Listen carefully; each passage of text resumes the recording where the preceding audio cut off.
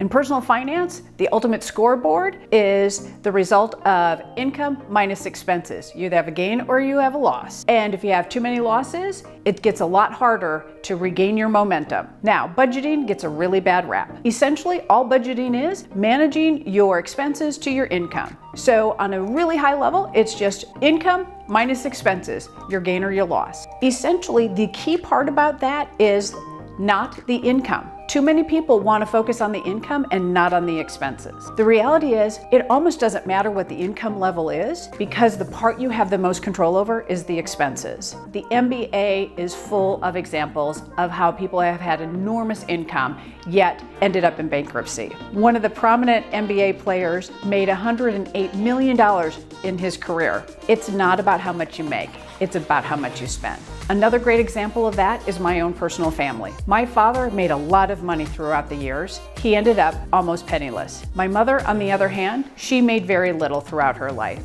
but she ended up with equity in her own home and a nice little nest egg. The key difference was how much you spend.